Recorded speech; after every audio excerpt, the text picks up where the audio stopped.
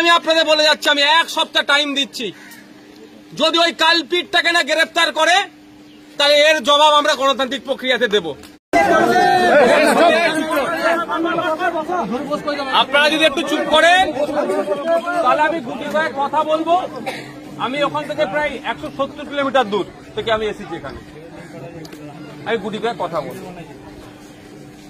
প্রথমত হচ্ছে, এই ঘটনাটাকে নিয়ে কেন্দ্র করে মানুষ চাইবে ধর্মীয় উন্মাদনা ছড়ানোর। আমরা সেই ফাঁদে পা দেব না।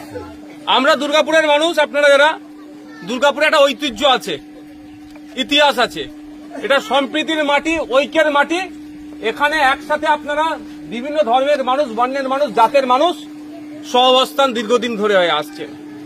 কিছু রাজনৈতিক কুচক্রীরা, রাজনৈতিক কারবারিরা এই একসাথে আপনারা বসবাস করছেন, এটাকে তারা নষ্ট করতে চাইছে, ধ্বংস করতে চাইছে। সেই ফাঁদে আমরা পা দেব না। এবার আসা যাক, যারা এই কাণ্ডর সাথে যুক্ত তাদের প্রত্যেকের সর্বোচ্চ শাস্তির দাবি আমরা করছি এবং শাস্তির ব্যবস্থা করতে হবে।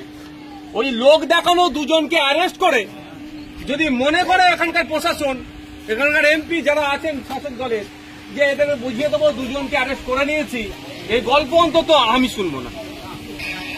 যারা যারা যুক্ত ছিল, ধর্মীয় বিদ্বেষ ছড়ানোর চেষ্টা করেছে, যারা ওখানে বিদ্বেষ ছড়িয়েছে, যাদের কথাতে দুটো জাতের মধ্যে লড়াই যে কোনো টাইম লেগে যেতে পারত, ধর্মীয় স্লোগান বলতে বাধ্য করেছে এবং অকথ্য ভাষায় গালিগালাজ করেছে, যা তুলে নোংরা ভাষায় কথা বলেছে, এখানে কথা বলে শুনলাম যারা আছে এখানে বললো যতটুকু।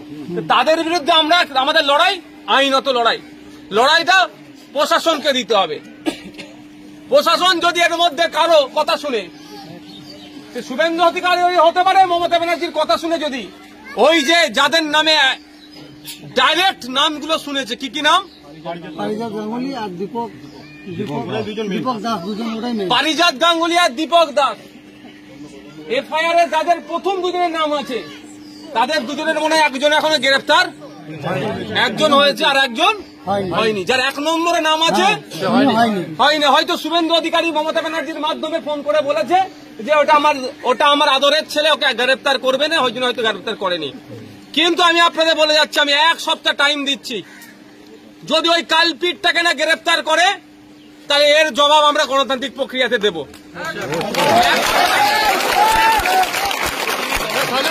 আমি এক সপ্তাহের জন্য টাইম দিচ্ছি। প্রশাসনকে সময় দিতে হবে।